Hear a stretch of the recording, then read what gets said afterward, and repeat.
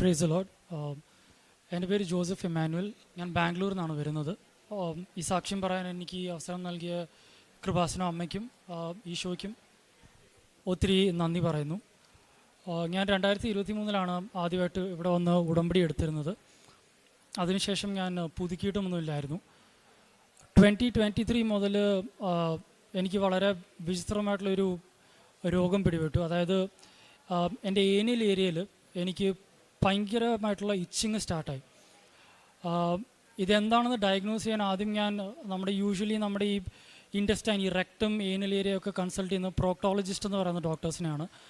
ബാംഗ്ലൂരിലുള്ള പ്രോക്ടോളജിസ്റ്റിനെ consult ചെയ്തപ്പോൾ അദ്ദേഹം ആദ്യം പറഞ്ഞത് ഉള്ളിൽ ഫിഷർ ഉള്ളതുകൊണ്ട്, അതായത് ഒരു മുറിവ് പോലെ വന്നേക്കുന്നതുകൊണ്ടും അതിനോടനുബന്ധിച്ച് പുറത്ത് ഹെമറോയിഡ്സ്, അതായത് ചെറിയ ചെറിയ മുഴകൾ വന്നേക്കുന്നതിൽ നിന്നും സ്റ്റാർട്ട് ചെയ്തേക്കാണ് ഇച്ചിങ് എന്നും പറഞ്ഞ് അത് ഹീലാവാനുള്ള ക്രീമും ബാക്കിയുള്ള മരുന്നുകളും എനിക്ക് എഴുതി തന്നു. അതൊരു 1-2 മാസത്തെ കോഴ്സായിരുന്നു. ഞാൻ ആ കോഴ്സ് മൊത്തം എടുത്ത് കംപ്ലീറ്റ് ചെയ്തു. അത് നമ്മൾ ഈ മരുന്ന് എടുക്കുമ്പോൾ ചെറിയൊരു റിലീഫ് ഉണ്ടാവുന്നല്ലാതെ വീണ്ടും ഈ ഇച്ചിങ് വീണ്ടും തുടങ്ങി. ഇത് രൂക്ഷമായി കഴിഞ്ഞിട്ട് എനിക്കിത് എന്ത് ചെയ്യണമെന്ന് അറിയത്തില്ല. അടുത്ത പ്രോക്ടോളജിസ്റ്റിനെ, അതിലും കൂടിയ വലിയ ഭയങ്കര ഒരു മൾട്ടി സ്പെഷ്യാലിറ്റി ഹോസ്പിറ്റൽ ചെയിനിലെ അറിയപ്പെടുന്ന ഒരു പ്രോക്ടോളജിസ്റ്റിനെ ഞാൻ വീണ്ടും കൺസൾട്ട് ചെയ്തു. അപ്പോൾ അദ്ദേഹം പറയുന്നത് ഇതിന് പ്രത്യേകിച്ച് കാരണമൊന്നുമില്ല. നമ്മുടെ ഈ ഏനിയൽ ഏരിയയിലുള്ള സ്കിന്നെന്ന് പറയുന്നത് വളരെ തിന്നാണ്. നമ്മളതിന് ഭയങ്കരമായിട്ട് ഇറിറ്റേഷൻ കൊടുക്കുക, അതിനെ അഗ്രവേറ്റ് ചെയ്യുകയോ ചെയ്താൽ ആ സ്കിൻ ഇത്രയും തിന്നായതുകൊണ്ട് തന്നെ നമ്മൾ തന്നെ അതിന് ചൊറിഞ്ഞ് ഇറിറ്റേഷൻ ഉണ്ടാക്കി കഴിഞ്ഞാൽ പിന്നെ ആ കണ്ടീഷൻ ഒരിക്കലും തിരിച്ചു പോകത്തില്ല. കാരണം അത് അത്രയും സെൻസിറ്റീവ് ആയിട്ടുള്ള ഏരിയയാണ്. അദ്ദേഹം എനിക്ക് മരുന്നോ ഒന്നും തന്നുമില്ല. പ്രോക്ടോളജിസ്റ്റിനെ കൺസൾട്ട് ചെയ്ത് ഞാൻ മടുത്തു കഴിഞ്ഞപ്പോൾ ഞാൻ പിന്നെ ഡെർമറ്റോളജിസ്റ്റിനെ കൺസൾട്ട് ചെയ്തു. ഡെർമറ്റോളജിസ്റ്റിനെ കൺസൾട്ട് ചെയ്തപ്പോൾ പുള്ളി പറഞ്ഞത് ഇതൊരു അലർജിയിൽ നിന്നുണ്ടാകുന്നതായിരിക്കാം എന്നും പറഞ്ഞ് സ്റ്റെറോയിഡിൻ്റെ ഇഞ്ചക്ഷൻ എടുക്കാൻ പറഞ്ഞു. ഒരു 10,000 രൂപ മുടക്കി ഞാൻ സ്റ്റെറോയിഡിൻ്റെ ഇഞ്ചക്ഷൻ എടുത്തു. 2 ദിവസത്തേക്ക് മാത്രം എനിക്ക് റിലീഫ് ഉണ്ടായി. ഇത് വീണ്ടും തുടങ്ങി. അതിങ്ങനെ കണ്ടിന്യൂ ചെയ്തുകൊണ്ടിരിക്കുകയാണ്. ഇപ്പം എൻ്റെ കയ്യിൽ വേറെ ഓപ്ഷൻസ് ഇല്ലാതായി. പ്രോക്ടോളജിസ്റ്റിനെ കൺസൾട്ട് ചെയ്തു, ഡെർമറ്റോളജിസ്റ്റിനെ കൺസൾട്ട് ചെയ്തു. എനിക്കിതിൽ നിന്ന് ആകെ മനസ്സിലായ ഒരു കാര്യം, ഇതിൻ്റെ ഒരു കോസ് എന്താണെന്ന് ആർക്കും പറയാൻ പറ്റുന്നില്ല. പിന്നെ നമ്മൾ വിചാരിക്കുന്നതല്ല, ഈ ഒരു രോഗം വന്നു കഴിഞ്ഞാൽ നമ്മൾ പരിപൂർണ്ണ നിസ്സഹായതയുടെ അവസ്ഥയായിപ്പോൾ. കാരണം നമുക്ക് ഇരിക്കാൻ പറ്റത്തില്ല, നിൽക്കാൻ പറ്റത്തില്ല, കിടക്കാൻ പറ്റത്തില്ല, ചിലപ്പോൾ നമുക്ക് ഫംഗ്ഷൻ പോലും ചെയ്യാൻ പറ്റാതെ വരും. കാരണം അത്രയ്ക്കുള്ള ഇറിറ്റേഷനാണ് ഇത്. കാരണം മനുഷ്യൻ്റെ ഒരു നാച്ചുറൽ ഇൻസ്റ്റിങ്ക്റ്റാണ്, നമുക്ക് ചൊറിച്ചിൽ വന്നാൽ നമ്മുടെ നാച്ചുറൽ ഇൻസ്റ്റിങ്ക്റ്റ് അതിനെ ചൊറിയുക എന്നുള്ളതാണ്. ഈ കേസിൽ നമുക്കത് ചെയ്യാൻ പറ്റത്തില്ല. നമ്മളത് ചെയ്യും തോറും രോഗം കൂടുതൽ വഷളായിക്കൊണ്ടിരിക്കും. പിന്നെ അതിലുപരി ഞാൻ വർക്ക് ചെയ്യുന്നൊരു പബ്ലിക് സ്പേസിലാണ്, ഒരു ഭയങ്കര സ്ട്രെസ്സായിട്ടുള്ള ഒരു ജോലിയിൽ ഒരു പബ്ലിക് ഇൻസ്റ്റിറ്റ്യൂഷനിലാണ് ഞാൻ വർക്ക് ചെയ്യുന്നത്. അവരിൽ നിന്ന് ഒന്നും ചെയ്യാൻ പറ്റത്തില്ല, അത്രയ്ക്കും നമ്മൾ നിസ്സഹായാവസ്ഥയിലായിപ്പോവും. ഇതിങ്ങനെ കണ്ടിന്യൂ ചെയ്തുകൊണ്ടിരിക്കുകയാണ്. കഴിഞ്ഞ 2024 ഞാൻ കേരളത്തിലേക്ക് വന്നു. എൻ്റെ ജോലിയോടനുബന്ധിച്ച് ഇവിടെയുള്ള വീണ്ടും ഒരു ഡെർമറ്റോളജിസ്റ്റിനെ ഞാൻ കൺസൾട്ട് ചെയ്തപ്പോൾ അവിടെ നിന്നുണ്ടായിരുന്ന ഡയഗ്നോസിസ് ഇത് ഫംഗൽ ഇൻഫെക്ഷനിൽ നിന്നുണ്ടാകുന്നതാണ് എന്ന് പറഞ്ഞ് ഫംഗൽ ഇൻഫെക്ഷൻ്റെ ടാബ്ലറ്റ്സും ക്രീംസും തന്ന് അതിൻ്റെ ഒരു കോഴ്സ് ഞാൻ എടുത്തു. ഒരു കോഴ്സ് എടുത്ത് ഞാൻ കംപ്ലീറ്റ് ചെയ്തു. ഈ കോഴ്സ് എടുക്കുമ്പോൾ നമുക്ക് ചെറിയൊരു ആശ്വാസം കിട്ടും. ആ കോഴ്സ് തീരുമ്പം വീണ്ടും ബാക്ക് ടു സ്ക്വയർ വൺ, വീണ്ടും ഇതേ ഇച്ചിങ്ങും ഇറിറ്റേഷനുമാണ്, ദുസ്സഹനീയമായ ഇച്ചിങ്ങും ഇറിറ്റേഷനാണ്. തിരിച്ച് പുള്ളിയുടെ അടുത്ത് ചെന്നപ്പോൾ വീണ്ടും ഫംഗലിൻ്റെ ടെസ്റ്റ് ചെയ്തപ്പോൾ പറഞ്ഞു ഫംഗൽ ഇൻഫെക്ഷൻ പോയിട്ടുണ്ട്, ഇതൊരു അലർജി ആകാമെന്ന് പറഞ്ഞു. അടുത്ത അലർജിക്കുള്ള മരുന്ന് വന്നു, അതിൻ്റെ ഒരു കോഴ്സ് എടുത്തു. വീണ്ടും കോഴ്സ് എടുക്കുന്ന സമയത്ത് നമുക്ക് ചെറിയൊരു ആശ്വാസം. കോഴ്സ് തീരുമ്പോൾ മുതൽ ബാക്ക് ടു സ്ക്വയർ വൺ, വീണ്ടും ഇതേ ഇറിറ്റേഷൻ. തിരിച്ചു വന്നപ്പോൾ അദ്ദേഹം പറഞ്ഞു ഫംഗൽ വീണ്ടും വന്നിട്ടുണ്ടെന്ന് പറഞ്ഞ് അടുത്ത ഫംഗലിൻ്റെ സെറ്റ് മരുന്ന് വന്നു. അതിൻ്റെ സെറ്റ് ഞാൻ എടുത്ത് തീർത്തു. ആ സെറ്റ് എടുത്ത് തീരുമ്പം ഇത് തിരിച്ച് വീണ്ടും ഇങ്ങനെ തുടങ്ങുന്നു. വീണ്ടും അദ്ദേഹത്തിനടുത്ത്, ഇത് കേരളത്തിലുള്ളൊരു വളരെ അറിയപ്പെടുന്ന ഒരു ഹോസ്പിറ്റലിലെ ഏറ്റവും അറിയപ്പെടുന്ന ഒരു ഡെർമറ്റോളജിസ്റ്റാണ്. വീണ്ടും തിരിച്ച് അദ്ദേഹത്തിനടുത്ത് ചെല്ലുമ്പോൾ അദ്ദേഹം പറഞ്ഞു ഫംഗൽ മാറിയിട്ടുണ്ട്, വീണ്ടും അലർജിയാണെന്ന് പറഞ്ഞ് അലർജിയുള്ള അടുത്ത മരുന്ന് എനിക്ക് പ്രിസ്ക്രൈബ് ചെയ്തു. ഇപ്പം ഞാൻ ഈ സീരീസ് ഇവിടെ പറയാൻ കാരണം ഇതിവിടെ വരുന്ന വലിയ വലിയ രോഗങ്ങൾ വെച്ച് നോക്കുമ്പോൾ പലർക്കും കേൾക്കുമ്പോൾ ഇതൊരു ചെറിയ രോഗമായിട്ട് തോന്നാം. അതുകൊണ്ടാണ് ഞാൻ ഈ ഫുൾ സീരീസ് പറയുന്നത്. അവസാനം വീണ്ടും എനിക്ക് അലർജിയാണെന്ന് പറഞ്ഞ് മരുന്ന് എഴുതി തന്നപ്പം ഞാൻ ആ മരുന്ന് എടുക്കാതെ, കാരണം ഞാൻ മടുത്തു. ഞാൻ ഈ മരുന്ന് എടുത്തെടുത്ത് മടുത്തു. എനിക്ക് ഓരോ ദിവസവും ഞാൻ പറഞ്ഞില്ല, ഞാനൊരു പബ്ലിക് സ്പേസിൽ വർക്ക് ചെയ്യുന്ന ആളാണ്. ഞാൻ പറയില്ല, നമ്മൾക്കൊരു ചൊറിച്ചിൽ വന്നാൽ നമ്മുടെ ബേസിക് ഇൻസ്റ്റിങ്ക്റ്റ്, മനുഷ്യൻ്റെ ഇൻസ്റ്റിങ്ക്റ്റ് എന്ന് പറയുന്നത് ചൊറിയാന്നുള്ളത്. എനിക്ക് ചൊറിയാൻ പറ്റത്തില്ല. കാരണം ചൊറിഞ്ഞു കഴിഞ്ഞാൽ ഇത് രോഗം വീണ്ടും വഷളാവുകയാണ്. മരുന്നെടുത്തെടുത്ത് ഞാൻ മടുത്തു. പോകാവുന്ന ഡോക്ടേഴ്സിൻ്റെ എല്ലാം മടുത്തുപോയി. ആർക്കും ഇതിന് ഡെഫിനറ്റ് ആയിട്ടുള്ള ഒരു കൺസൾട്ടേഷനോ ഒരു പ്രോഗ്നോസിസോ ഇല്ല, ഒരു മരുന്നുമില്ല. അപ്പോഴാണ് ഞാൻ ഓർത്തത്, ഞാൻ 2023 ഉടമ്പടി എടുത്തിട്ട് ഞാൻ പിന്നെ അത് പുതുക്കിയിട്ടില്ല. ഞാനപ്പം വീണ്ടും മാർച്ച് മാസത്തിൽ ഇവിടെ വന്ന് ഉടമ്പടി ഞാൻ പുതുക്കിയിട്ട് ആദ്യത്തെ പ്രാവശ്യം എടുത്ത് എനിക്ക് ഉടമ്പടി എന്താണെന്നൊന്നും അറിയാൻ മേലാത്തതുകൊണ്ട് പത്രങ്ങൾ ചുമ്മാ അവിടെ ഇവിടെയും കൊണ്ട് കൊടുക്കുകയും ഉടമ്പടിത്തേലും ഞാൻ തുറന്ന് പൊട്ടിച്ച് ഉപയോഗിച്ചിട്ട് പോലുമില്ല. ഇപ്രാവശ്യം ഉടമ്പടി പുതുക്കി കഴിഞ്ഞപ്പോൾ ഞാൻ കൃത്യമായിട്ട് രാവിലത്തെ നമ്മുടെ ഉടമ്പടി പ്രാർത്ഥന അറ്റൻഡ് ചെയ്യാൻ തുടങ്ങി. രാവിലെയും വൈകിട്ടും ഉടമ്പടി തൈലം തേച്ച് പ്രാർത്ഥിക്കാനും തുടങ്ങി. പ്രേക്ഷിത പ്രവർത്തനങ്ങളും എല്ലാം കൃത്യമായിട്ട് ഞാൻ ഏറ്റെടുത്ത് ചെയ്യാൻ തുടങ്ങി. അതായത് ഞാൻ ബാംഗ്ലൂർ ആയതുകൊണ്ട് തന്നെ പത്രം കൊണ്ടുപോയി ചുമ്മാ ആർക്കും കൊടുക്കുമല്ല. അവിടുത്തെ പള്ളികൾ ഷ്രൈൻസിൽ പോകുമ്പോഴും ജനറൽ ഹോസ്പിറ്റൽസിൽ പോകുമ്പോഴും അവിടെ മലയാളികളില്ല, കന്നഡികളെ കണ്ടുപിടിച്ച് കന്നഡയിൽ പറഞ്ഞു കൊടുത്തും നോൺ ക്രിസ്ത്യൻസിനെയും കണ്ടും ഞാൻ പത്രം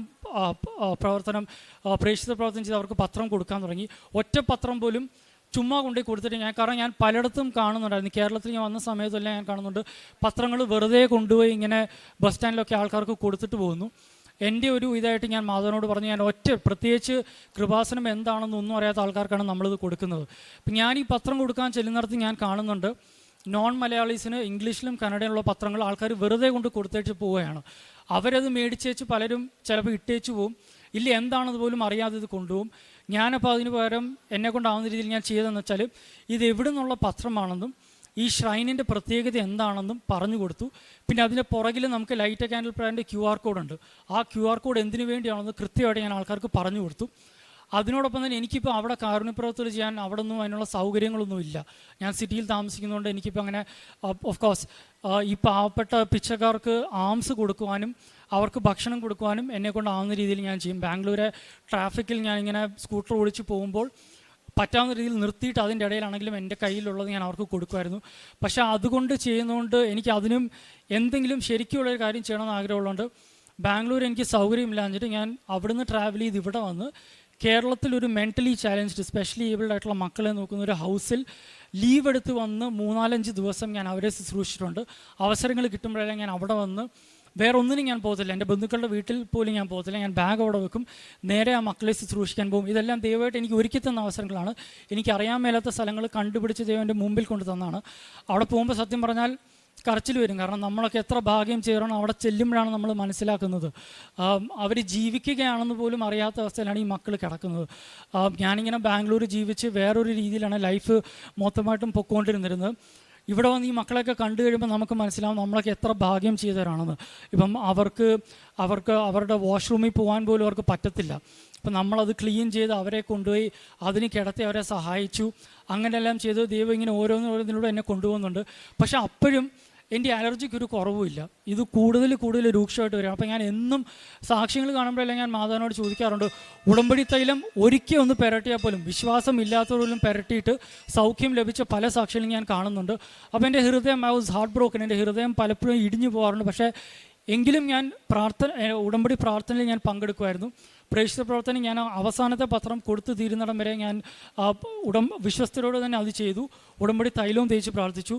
അവസാനം എൻ്റെ ഉടമ്പടി തീർന്നു കഴിഞ്ഞപ്പോഴും എനിക്ക് സൗഖ്യം കിട്ടില്ലെന്ന് തോന്നിയപ്പോഴും ഞാൻ ഹൃദയം പൊട്ടി ഇവിടെ വന്ന് ഞാൻ റവറൻഡ് ജോസഫ് അച്ഛനെ കണ്ടു പ്രാർത്ഥിച്ചു.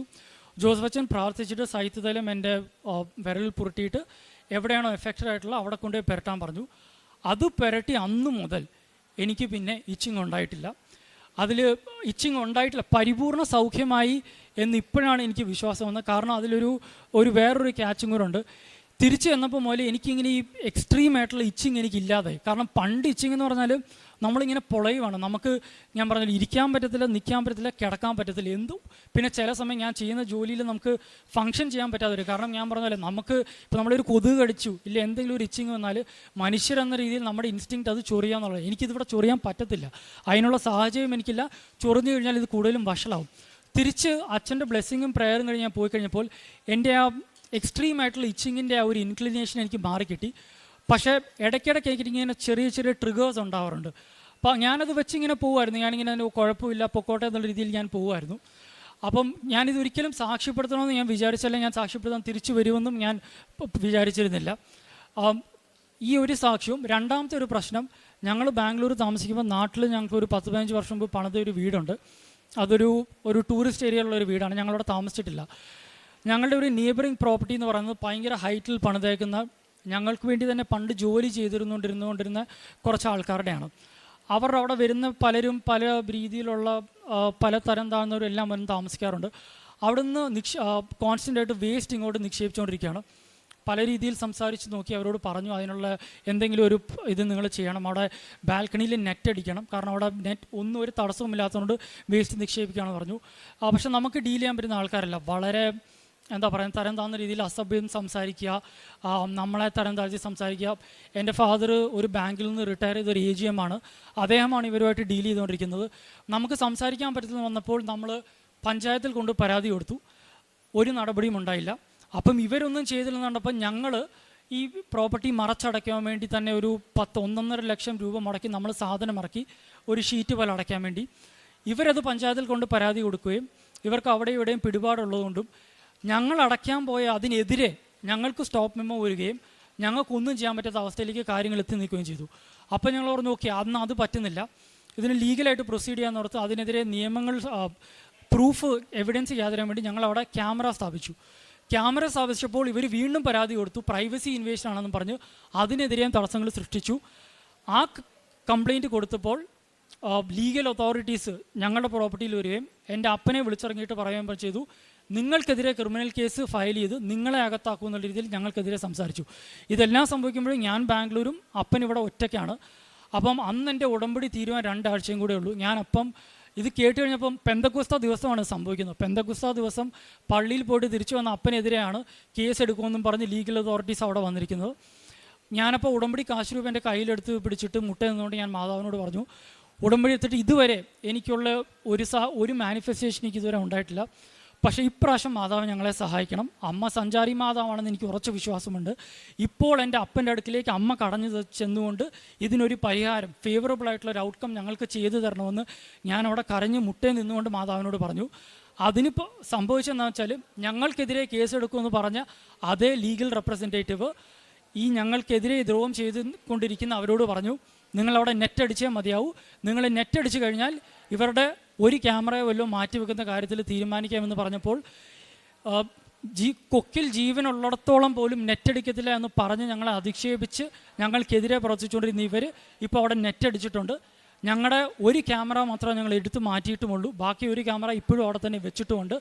അങ്ങനെ എൻ്റെ ഉടമ്പടികളിൽ ഞാൻ മാതാവിനോട് അത് പറഞ്ഞ സമയത്ത് സംഭവിച്ചതിലൂടെ ഇപ്പം അവിടെ ഒരു സമാധാനത്തിൻ്റെ അന്തരീക്ഷമുണ്ട്. ഈ 2 സാക്ഷ്യങ്ങൾ എനിക്ക് ഉണ്ടായിട്ടും ഞാൻ തിരിച്ച് ബാംഗ്ലൂർക്ക് പോയപ്പോൾ ഞാനിത് സാക്ഷ്യപ്പെടുത്തത്തില്ല എന്നുള്ള രീതിയിലാണ് ഞാൻ പൊയ്ക്കൊണ്ടിരുന്നത്. അതിൻ്റെ കാരണം എന്താണെന്ന് വെച്ചാൽ, ഞാൻ എൻ്റെ ഉടമ്പടി ആദ്യം പുതുക്കിയപ്പോഴും ഞാൻ വെച്ചിരുന്ന ഏറ്റവും വലിയ എൻ്റെ ഒരു നിയോഗം എന്ന് പറയുന്നത്, ഞാൻ ചെയ്യുന്ന ജോലി എക്സ്ട്രീംലി സ്ട്രെസ്ഫുള്ളാണ്. ഭയങ്കര സ്ട്രെസ് എന്ന് പറഞ്ഞാൽ നമുക്ക് ഉറക്കം വരത്തില്ല, നമുക്ക് ചിലപ്പം ഒരു ദിവസം രാവിലെ തുടങ്ങിയാൽ നമുക്ക് വൈകുന്നേരം ഒന്ന് വെള്ളം പോലും കുടിക്കാൻ പറ്റാത്ത അവസ്ഥയിലൂടെയാണ് കടന്നു പോകുന്നത്. അപ്പോൾ ആ പ്രശ്നത്തിനൊരു സൊല്യൂഷൻ വരണമെങ്കിൽ മനുഷ്യർ ഇടപെട്ടാൽ ഒന്നും ചെയ്യാൻ പറ്റത്തില്ല. കാരണം എൻ്റെ ഫാദർ ഓൾറെഡി ഇടപെട്ട് റെക്കമെൻഡേഷൻ മേടിച്ച്, അതായത് നമ്മൾ ഇവിടെ കേൾക്കുന്ന ഓരോ സാക്ഷ്യത്തിൻ്റെ നേരെ ഓപ്പോസിറ്റ് ഞാൻ ഓൾറെഡി ചെയ്തിട്ടുണ്ട്. അതായത് ബൈ മെറിറ്റ് ഞാൻ ഓൾറെഡി അവിടെ ഒരു റെക്കമെൻഡേഷൻ വെച്ച് ഞാനൊരു കാര്യം സാധിച്ചെടുത്തിരുന്നു. അത് കഴിഞ്ഞപ്പോഴാണ് ഞാൻ ഈ നിസ്സായാവസ്ഥയിലെത്തിയത്. അതുകൊണ്ട് ഇപ്പോൾ എനിക്കിനി മനുഷ്യരുടെ ഇടപെടലിലൂടെ ഒന്നും ചെയ്യാൻ പറ്റത്തില്ല. അതുകൊണ്ട് തന്നെ ഞാൻ നിയോഗത്തിൽ എഴുതി വെച്ചിരുന്നു, എൻ്റെ ആ ജോലിയിലെ പ്രശ്നത്തിനൊരു സൊല്യൂഷൻ തന്നു കഴിഞ്ഞാൽ അത് തീർച്ചയായും not by merit and only by grace എന്നുള്ളൊരു സാക്ഷിയോടെ എനിക്കതിവിടെ വന്ന് വിളിച്ച് പറയാൻ പറ്റും. അതായിരുന്നു എൻ്റെ മെയിൻ നിയോഗം. പക്ഷെ ആ നിയോഗം ഞാൻ ഡേറ്റ് ഇട്ട് പ്രാർത്ഥിച്ചിട്ടും എൻ്റെ ആദ്യത്തെ ഉടമ്പടി പുതുക്കിയിട്ട് എനിക്ക് സാധിച്ച് കിട്ടിയില്ലായിരുന്നു. അതുകൊണ്ട് തന്നെ എൻ്റെ ഈ ഇച്ചിങ്ങിൻ്റെ സൗഖ്യവും ഞങ്ങളുടെ സ്ഥലത്തെ പ്രശ്നത്തിൻ്റെ ഇതിൽ സൊല്യൂഷൻ വന്നിട്ടും ഞാനിവിടെ വന്ന് സാക്ഷ്യപ്പെടുത്താൻ മടിച്ച് നിൽക്കുകയായിരുന്നു. അതുകൊണ്ട് തന്നെ ഞാൻ ഇവിടുന്ന് എൻ്റെ ഇച്ചിങ്ങിൻ്റെ സൗഖ്യം കിട്ടി ഞാൻ തിരിച്ചു പോയിട്ടും എനിക്ക് ഇടയ്ക്കിടയ്ക്ക് ഇങ്ങനെ ട്രിഗേഴ്സ് ഉണ്ടാവാറുണ്ട്. അപ്പോൾ എനിക്ക് തന്നെ തോന്നാറുണ്ട് ദൈവം എന്നെ ഓർമ്മിപ്പിക്കുന്നതാണ്, അല്ലെ എൻ്റെ വിശ്വാസം വർദ്ധിപ്പിക്കാൻ വേണ്ടി മാതാവ് തന്നെ ഓർപ്പിക്കുകയാണ് എനിക്ക് തോന്നിയിട്ടും ഞാൻ ഇവിടെ വന്ന് സാക്ഷ്യപ്പെടുത്താൻ മടിച്ച് നിൽക്കുകയായിരുന്നു. അപ്പോഴാണ് ഡെയിലി ബ്രെഡ് ടോക്കിൽ ജോസഫ് അച്ഛൻ്റെ ഒരു 21 മിനിറ്റുള്ള ആ ടോക്കിൽ അച്ഛൻ പറയുന്നുണ്ട്, നിങ്ങൾ അനുഗ്രഹങ്ങൾ കിട്ടിയിട്ട് അത് സാക്ഷ്യപ്പെടുത്താതിരുന്ന് കഴിഞ്ഞാൽ, അച്ഛൻ അതിന് ഉപയോഗിച്ച അനാലജി അല്ലെങ്കിൽ ഒരു എക്സാമ്പിൾ ഇതായിരുന്നു, നിങ്ങളിപ്പോൾ ഒരു ലോണിൽ അപ്ലൈ ചെയ്തിട്ട് നിങ്ങൾക്ക് ചിലപ്പോൾ ലോണിന് അപ്രൂവൽ കിട്ടാതെ വരും, കാരണം നിങ്ങളുടെ സിബിൽ സ്കോർ ലോ ആയിരിക്കും.